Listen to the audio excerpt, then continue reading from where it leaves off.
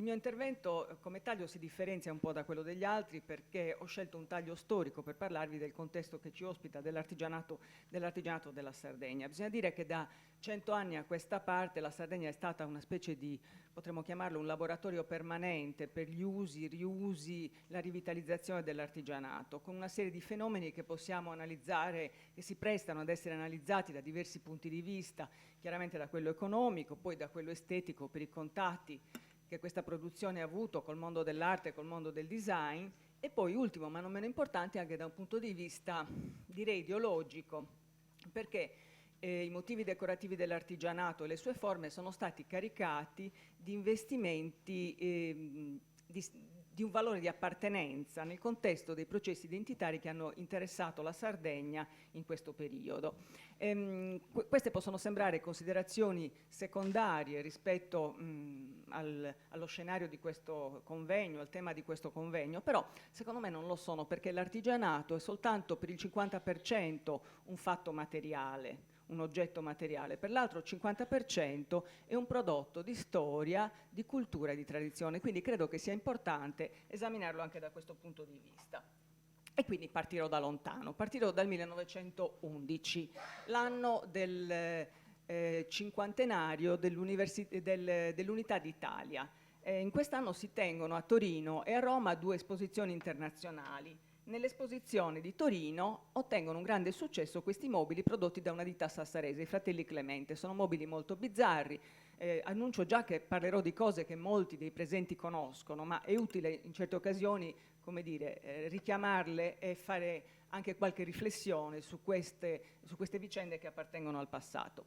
I mobili dei Fratelli Clemente, dicevo, sono piuttosto insoliti perché sono un assemblaggio di elementi e di motivi decorativi di varie produzioni artigiane sarde. Questa credenza ha le colonnine che sono dei fusi per filare ingranditi, i capitelli sono dei cestini intrecciati riprodotti nel legno, tutta la superficie rivestita da ornati tratti dalle cassapanche, le maniglie dei cassetti sono dei bottoni d'argento in filigrana veri, la credenza include un arazzetto tessuto. I colori poi non sono meno d'impatto, come vedete da questo divano che è rivestito con i tessuti del costume tradizionale femminile del paese di Desulo. Erano mobili molto ben fatti, molto curati nei particolari, ma certamente lontani dal nostro gusto. Sono un po' il corrispettivo etnografico di quei monumentali arredi in falso rinascimento che si potevano vedere ancora fino a qualche decennio fa nelle anticamere di tanti professionisti, notai, avvocati, però ebbero un successo grandissimo. Perché? Perché il clima culturale era favorevole. All'inizio del Novecento ancora erano vivi gli strascichi del movimento nazionale romantico, cioè di quella tendenza a recuperare le radici nazionali e la cultura materiale di vari paesi europei, specialmente quei paesi che avevano un'identità fragile oppure minacciata, per esempio l'Irlanda, l'Ungheria, i paesi nordici e per l'appunto la Sardegna. La Sardegna ai primi del Novecento si accinge ad entrare nella modernità. Tenete presente che aveva alle spalle un passato di dominazione quasi coloniale, quindi questo ingresso nel moderno necessitava la costruzione di un'identità moderna, e questa identità moderna viene ritrovata paradossalmente nel passato contadino e pastorale. È un momento questo in cui il folklore ha diritto di cittadinanza sulle riviste più prestigiose, questo è l'Inglese The Studio, un momento in cui anche designer, architetti rispettabilissimi come Ernesto Basile, uno dei protagonisti del nostro Liberty, può dedicare una collezione di mobili al carretto siciliano. E quindi anche i Clemente consolidano la loro fortuna in questo periodo. Loro avevano già diciamo una fama in Italia e anche all'estero, avevano vinto molti premi in esposizioni internazionali con mobili eclettici di gusto un po' egizio, un po' rinascimento, un po' neoclassico, però è con lo stile sardo che si affermano definitivamente a livello internazionale. Dietro tutto questo ci sta questo signore, Gavino Clemente, oggi sconosciuto, ma all'epoca una figura molto importante, molto, diciamo, con molti agganci nella cultura italiana. Ho trovato di lui solo questa foto della cui qualità mi scuso, ma proprio perché il suo archivio è andato disperso, cosa che ha contribuito a farlo dimenticare. Clemente ha le mani in pasta anche nell'altra grande mostra del 1911, quella quella di Roma, dove c'è l'esposizione etnografica curata da Lamberto Loria, con tanti padiglioni dedicati alle varie regioni italiane. Questo è quello sardo, che fa un mix abbastanza incoerente della torre dell'Elefante di Cagliari, di una chiesa romanica, ed era poi corredato di veri contadini sardi in costume, portati per l'occasione dalla Sardegna ed esposti un po' come le bestie allo zoo. Però la mostra etnografica offriva anche una bellissima collezione di pezzi d'artigianato che appunto Clemente, in corrispondenza con Lamberto Loria, il curatore della mostra, aveva raccolto. Oggi questi pezzi formano il nucleo centrale del Museo delle Arti e Tradizioni Popolari di Roma, una collezione bellissima. Clemente, il successo dei Clemente suscita esempi in Sardegna, altri esempi. Uno è quello del pittore Filippo Figari, che vi si ispira per i mobili della sala dei matrimoni del Palazzo Civico di Cagliari. Anche la Deledda, grazie a Deledda, che era già una celebrità in Sardegna ma molto nota anche in Italia, vuole dei mobili simili, solo che da brava massaia li chiede con meno intagli per evitare la polvere, chiede dei rivestimenti in velluto verde piuttosto che nei colori sgargianti prediletti dalla ditta. Questo è il suo studio sardo, che è romano, perché a Roma si trovava, che in quegli anni sarà fotografatissimo e contribuirà ulteriormente al successo della ditta. Così che questo stile sardo dilaga. Negli anni '20 lo troviamo un po' dappertutto e non solo in Sardegna.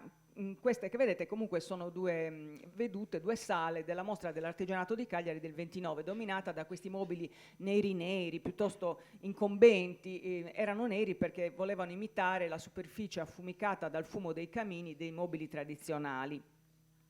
I motivi dell'artigianato emigrano, no, dagli oggetti artigianali veri e propri ad altre specialità, per esempio la grafica editoriale oppure la decorazione d'ambienti. Questo è un pittore di Sassari specializzato in soffitti in stile sardo, con queste cadenze geometriche, queste composizioni fortemente simmetriche che riecheggiano il clima estetico del momento. Questo per esempio è un interno di Hoffmann, uno dei protagonisti della secessione viennese, non a caso soprannominato Quadratl Hoffmann, Hoffmann quadratino per il suo interesse per il formato quadrato. La geometria dominerà poi anche più tardi nel déco, lo stile decorativo degli anni '20, tutto un trionfo di zigzag, di linee spezzate, di superfici asciutte, lineari, che troviamo negli oggetti più diversi, dal Chrysler Building di New York a questo paravento di metallo di produzione francese. Ma queste linee spezzate, questi ziccurat, li ritroviamo anche nelle produzioni sarde. Questo è il costume di Orgosolo, per esempio, ed è proprio su questa affinità formale che giocano gli artisti sardi e gli artigiani sardi per proporre le loro produzioni e per circondarle di un'aura di contemporaneità e di glamour. Nel frattempo in Italia ferve il dibattito sulle arti applicate, è un dibattito economico, si tratta di vincere rispetto alla concorrenza straniera che si fa facendo più incalzante, e la via da battere viene indicata nell'artigianato delle varie regioni italiane. Questo dibattito sfocia con l'istituzione della Biennale delle Arti Decorative di Monza, che continua per tutti gli anni '20 prima di diventare la Triennale di Milano nel 1930. Un artista sardo, il più importante pittore della prima metà del Novecento in Sardegna, Giuseppe Biasi, è in contatto con questo ambiente. Biasi fa anche una spedizione in Sardegna nel 1919 per raccogliere oggetti d'artigianato insieme a un architetto milanese, Giulio Ulisse Arata, e insieme pubblicheranno nel 1935 questo libro Arte Sarda, che contiene una documentazione tutt'oggi insostituibile della cultura materiale della Sardegna. Una documentazione che Biasi usa anche nel suo lavoro artistico. Questi sono i bozzetti di scena del dramma La Grazia, tratto da una novella della Deledda, andato in scena a Roma nel 1923. Vedete con quanto amore Biasi si sofferma sulla descrizione di cestini, utensili di legno, di ferro, tessuti, eccetera. Nel 17 ancora Biasi, insieme ad un altro importante artista della Sardegna, lo scultore Francesco Ciusa, firma il manifesto Rinnovandoci rinnoviamo, che era stato lanciato da tre artisti italiani molto noti, Chinici, Fariello e Nomellini. Lo scopo di questo manifesto era spingere alla chiusura delle accademie per invece stimolare una produzione di artigianato basata ancora una volta sui caratteri regionali, sull'artigianato delle varie regioni. Biasi in realtà non fa seguire i fatti alle prese di posizione teorica, perché si limiterà occasionalmente a disegnare qualche ceramica che peraltro fa produrre fuori dalla Sardegna, ma il suo esempio elettrizza un gruppo di giovani artisti di Sassari che si cimentano nell'artigianato sperimentando varie tecniche, anche con materiali molto poveri, come Edina Altara, che viene lanciata a Milano nel 1917 con una serie di giocattoli in cartone colorato, oppure il ceramista Nino Siglienti, che muore giovanissimo dopo un primo successo mietuto alla Biennale di Monza del 1927, oppure ancora un personaggio di cui dovremmo riparlare perché giocherà un grosso ruolo nell'artigianato sardo del secondo dopoguerra, Eugenio Tavolara, che debutta con questi modelli per piatti in ceramica, con questo stile candido di una religiosità così ingenua, anche molto fiabeschi nel tono. Ciusa invece, a differenza di Biasi, prende un'iniziativa concreta, fonda una fabbrica di ceramiche, la fabbrica Spicca, che si specializza in terracotte colorate a freddo, perché Ciusa si rifaceva ai filoni locali dell'artigianato, dove la ceramica smaltata non esisteva. Sono oggetti molto belli, molto affascinanti, che fondono le forme plastiche della scultura di Ciusa con gli ornamenti tratti dall'artigianato, dal tessuto, dal filè, eccetera, ma non avranno questo grande successo. Perché? Perché il gusto del tempo non era incline a quel tipo di materiale, a quel tipo di tecnica. Il déco preferiva le superfici lustre, le superfici scintillanti, i colori, i contrasti di tinte molto vivaci, propri del gusto degli anni '20, diciamo. Quindi la fabbrica deve chiudere, però suscita degli imitatori, come per esempio Adorgali Ciriaco Piras.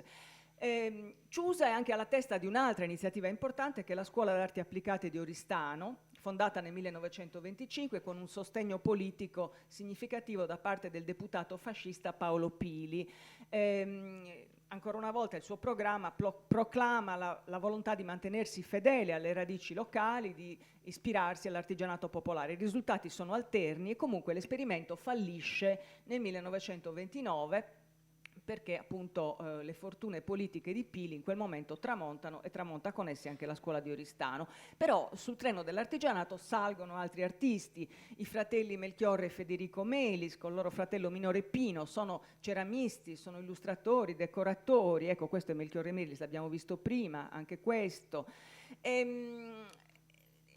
Tutta questa varia attività trova un palcoscenico d'eccellenza nella prima Biennale di Monza del 1923, dove la Sala Sarda, curata dal solito Gavino Clemente insieme ad Arata, l'architetto che aveva collaborato con Biasi al libro Arte Sarda, ottiene un grandissimo successo. Questa sala in realtà metteva insieme artisti contemporanei e produzioni tradizionali, però per la critica questo faceva tutt'uno. Il successo è notevole, l'arte della Sardegna viene definita l'aristocratica per eccellenza fra le arti paesane. Il più importante critico italiano dell'epoca, il critico del Corriere della Sera Ugo Ietti, la definisce severa, malinconica ed armoniosa. Insomma, ormai la sardità viene lanciata definitivamente a livello nazionale. La ritroviamo anche nella Mostra degli Amatori e Cultori di Roma del 26, in un'altra sala curata, devo dire con notevole eleganza, ancora da Melchiorre Melis, che disegna mobili, che disegna ceramiche, portandovi anche un certo alito di modernità, perché queste sue contadine sarde col costume poi hanno gli occhi bistrati, la bocca tinta col rossetto, delle vamp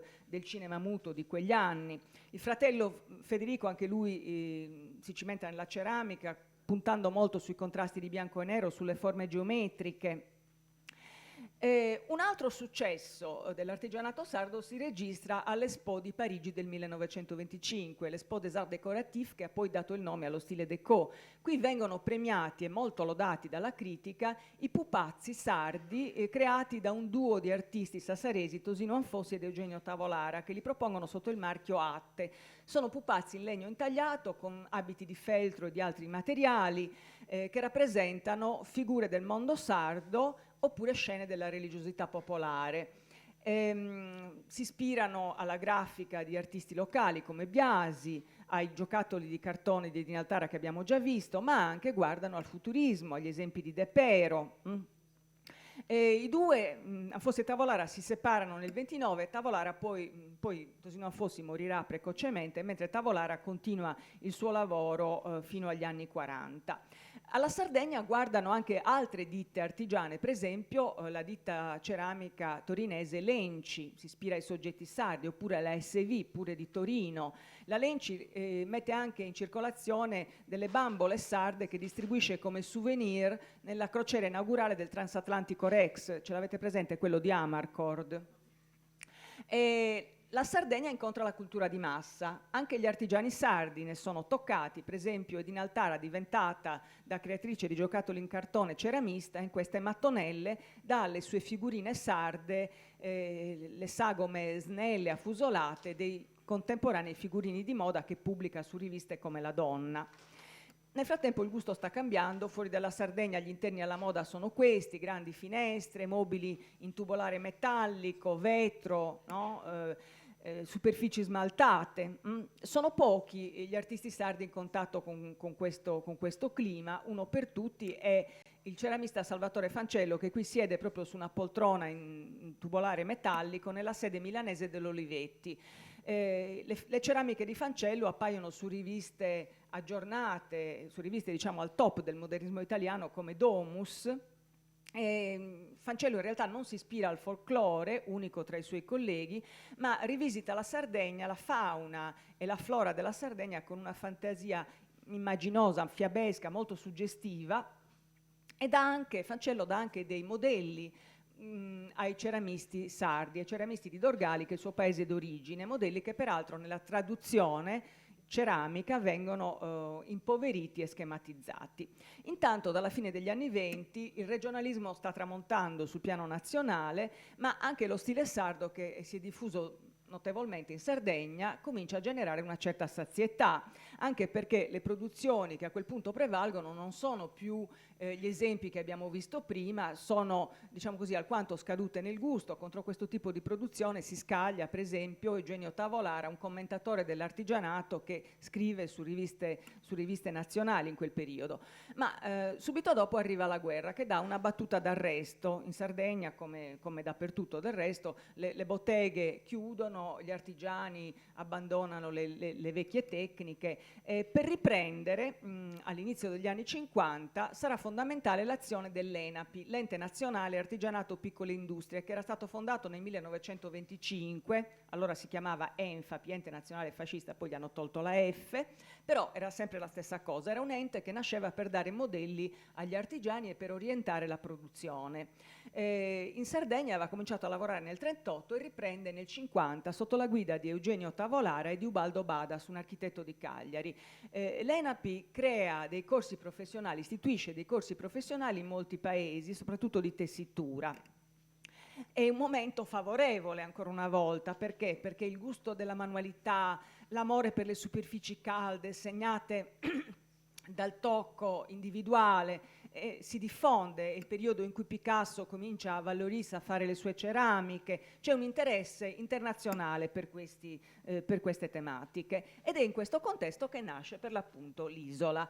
L'Isola, l'Istituto Sardo Organizzazione Lavoro Artigiano, è un ente regionale istituito nel 1956 con alla guida Eugenio Tavolara e appunto Ubaldo Badas, che ne sono i veri artefici. Tavolara in particolare, Tavolara batte palmo a palmo tutta l'isola, visita uno a uno le botteghe, conforta gli artigiani che erano scoraggiati, offre modelli, ma offre anche consigli e un sostegno prolungato, perché questa è la differenza con l'ENAPI. La critica che si rivolgeva all'ENAPI era quella di far cadere dall'alto il modello e poi abbandonare l'artigiano a se stesso. Tavolara prova a istituire un dialogo e i risultati in effetti sono notevoli, soprattutto nel campo della tessitura, no? Estende anche la gamma dei prodotti, si passa dai tappeti, che erano gli eredi degli antichi copricassa, agli arazzi, alle stoffe d'arredamento e via discorrendo. Interviene in settori come il sughero, settore difficile che fino a quel momento era stato, diciamo, il bersaglio dei tentativi del kitsch più sfrenato. ma anche per esempio la cestineria, dove i risultati sono brillanti, i legni. Nella ceramica intervengono altri artisti come lo scultore Gavino Tilocca, di cui vediamo anche questo rilievo all'esterno del padiglione che la Regione Sardegna costruisce a Sassari nel 1956 per ospitare le mostre artigiane che l'isola comincia a tenere in quell'anno, prima con ritmo annuale, poi ogni 2 anni. Lo stesso padiglione è una vetrina delle specialità artigiane, contiene ceramiche, rilievi in steatite, intagli. Le mostre sono allestite con un gusto molto aggiornato per l'epoca, che non è niente da invidiare alle mostre di design della Triennale di quel periodo, dove peraltro queste produzioni figureranno anche nel 1957. Arrivano buyers, arrivano giornalisti stranieri.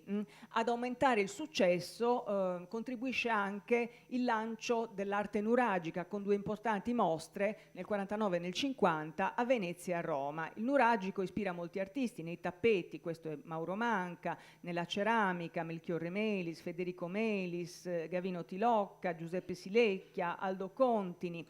E questa analogia tra una produzione artigiana contemporanea e un passato remotissimo suggestiona gli osservatori stranieri. Per esempio la rivista Craft Horizon nel 1961 pubblica un articolo dove mette insieme dettagli di oggetti di artigianato contemporaneo con pezzi di scavo di epoca nuragica. Il messaggio è chiaro, no? È un'arte anonima, è un'arte senza tempo che proviene dalle più remote radici della stirpe. Era quello, insomma, uso il linguaggio dell'epoca per capirci. In effetti questo rispecchiava un po' anche la politica dell'isola ai suoi esordi, perché l'isola tendeva a diciamo così, a non presentare le produzioni sotto il nome degli artigiani e dei designer, tranne qualche eccezione. Per dire, uno scultore come Gavino Tilocca aveva già un'individualità riconosciuta che non veniva bene occultare. Però normalmente, per esempio, i tessuti di arredamento erano le stoffe di Ploaghe, i tappeti di Nule o di Sarule, cioè li si presentava col nome del paese per indicare che si trattava di una produzione collettiva, di una produzione corale, e questa cosa era chiaramente un espediente di marketing che però ebbe un certo successo. Le fortune, nascenti fortune in quel periodo della Costa Smeralda, chiaramente contribuiscono a questo, al successo dell'artigianato, così come vi contribuisce il Capri look cosiddetto, ossia quel gusto per una vita semplice, a contatto con la natura, però allo stesso tempo sofisticata, elegante. Questa che vedete è l'attrice Marisa Berenson che posa ad Alghero indossando una cappa realizzata con stoffe sarde disegnate da Tavolara. Tavolara peraltro muore nel 1962, la sua morte lascerà diversi problemi. Tavolara aveva insistito molto sull'aspetto creativo, no? Aveva cercato anche di imprimere alla produzione dei ritmi che non erano probabilmente sostenibili, perché erano ritmi annuali o biennali, quasi all'unisono con le collezioni della moda o del design. E in tutto questo la commercializzazione della produzione era stata un po' diciamo trascurato, perlomeno non si erano trovate delle risposte adeguate. Quando i grandi magazzini Macy's dagli Stati Uniti mandavano richieste per 10.000 tappeti, è chiaro che le tessitrici sarde non erano in grado di soddisfarli, i tempi di lavorazione non lo permettevano e così via.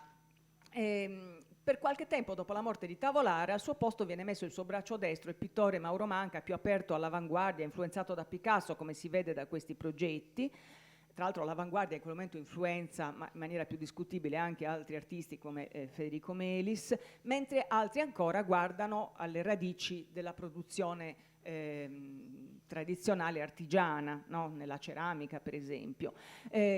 Accanto all'isola sorgono altre esperienze. Nel 1963 viene fondata Cera Sarda, una fabbrica di ceramiche che punta a semplificare il motivo tradizionale, a utilizzare colori più chiari, più limpidi, tinte pastello, che in qualche maniera rispecchiano la vocazione turistica, il cielo e il mare della Sardegna. È un filone che avrà un grande successo, come dimostrano queste foto che sono molto posteriori, e che in qualche maniera rispecchia la parte più nobile dell'architettura smeraldina, come questa chiesa dell'architetto romano Michele Busiri Vici, la chiesa di Stella Maris a Porto Cervo. Purtroppo non c'è soltanto questo, ci sono anche altri prodotti che io vi faccio vedere qui senza commentarli. e che a un certo momento rischiano di diventare prevalenti. In tutto questo voi mi direte che fine ha fatto l'isola? L'isola continua a lavorare, ha continuato a lavorare fino al 2006. Diciamo che c'è stato un calo della tensione creativa gradualmente, anche se la produzione generale, la tecnica sono state sempre salvaguardati, i picchi raggiunti all'inizio degli anni 60 e alla metà degli anni 60 non sono stati eguagliati, fino a che si è arrivati appunto alla chiusura definitiva nel 2006. Ma nel 2009 la Regione Sardegna decide di recuperare quell'esperienza, se non nell'istituzione vera e propria, nelle mostre che l'isola aveva organizzato, le Biennali dell'Artigianato che tanto successo avevano riscosso. Nasce così un bando, viene lanciato un bando per la 19ª Biennale dell'Artigianato, un bando vinto da un gruppo di professionisti, tra cui Roberta Morittu, che è qui in sala, e la sottoscritta che era la coordinatrice scientifica del gruppo. La mostra, che si intitola Domo, riunisce 33 designer italiani e internazionali per la produzione di circa un centinaio di oggetti nelle diverse specialità produttive. Si va dalla cestineria al sughero, la ceramica, il legno, il tessuto. Questo è un modello di Roberta Morittu. Ecco, sono prodotti, diciamo, dal punto di vista qualitativo eccellenti. La mostra ottiene un notevole successo di critica, viene anche premiata con il Compasso d'Oro dell'ADI, che è il riconoscimento internazionale più importante per questo tipo di design. Ma purtroppo dal punto di vista invece organizzativo e commerciale non dà i risultati sperati. Perché? Perché il progetto nasceva con l'idea di mettere in produzione questi manufatti. Tanto è vero che i designer e gli artigiani erano stati compensati con un compenso simbolico, molto inferiore in realtà al valore delle loro prestazioni. Purtroppo poi non si dà seguito a questa parte del progetto e la collezione Domo è finita ad arredare, non so esattamente dove sia, forse la dottoressa Capelli me lo può dire, diversi uffici della regione Sardegna. Ci sono state anche altre iniziative, una l'ha ricordato il professor Micelli poco fa, e lo ringrazio per averci citato, perché era ancora una mostra fatta da me, da Roberta Morittu, la mostra Past Future alla Triennale di Milano. E quindi diciamo, ci sono state sporadiche iniziative, sporadiche riprese di interesse da parte dell'amministrazione regionale, ma la palla da quel momento in realtà è passata ai singoli, con risultati anche di qualità. Io ne cito solo alcuni, per esempio una collezione di tappeti fatta da Carolina Melis, una graphic designer che si è ispirata ai modelli degli anni 20 di Pino Melis, oppure come non ricordare Antonio Marras, che sulle fortune dell'artigianato sardo ha costruito la sua fortuna di stilista, e che ha fatto anche delle incursioni, per esempio nel tessile con una collezione di tappeti, oppure nell'oggetto d'arredo, oppure su scala diversa le proposte di Elvira Giannattasio, che ha messo in produzione delle collezioni di scarpe ispirate non tanto all'artigianato sardo ma alle sue riprese da parte degli artisti sardi del déco degli anni 20, o ancora all'artigianato sardo guardano anche designer esterni alla Sardegna come Patricia Orchiola, con questa bella collezione di Sardinian Rugs del 2006,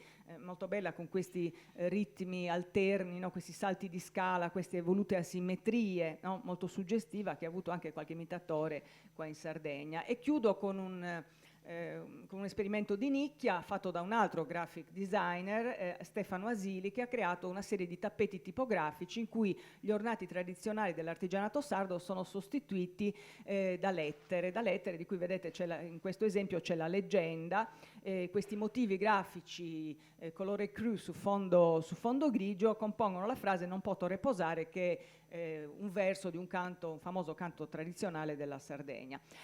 Avrei potuto citare tantissimi altri esempi, avrei forse potuto anche parlare della sorte dei manufatti Isola, tutta quella collezione bellissima di tappeti, di legni, di sugheri che io vi ho fatto vedere. Che fine ha fatto, vi starete legittimamente chiedendo.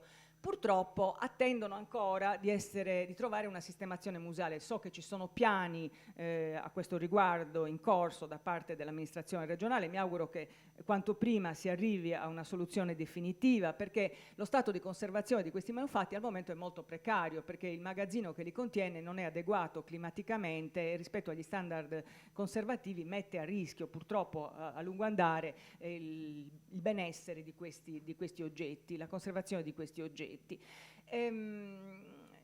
Niente. Avrei potuto, dicevo, citare molti esempi, ma mi limito a questi, che sono peraltro abbondanti come numero, per offrire degli spunti di riflessione e forse, non so, anche qualche tema che potremo riprendere durante il dibattito. Vi ringrazio.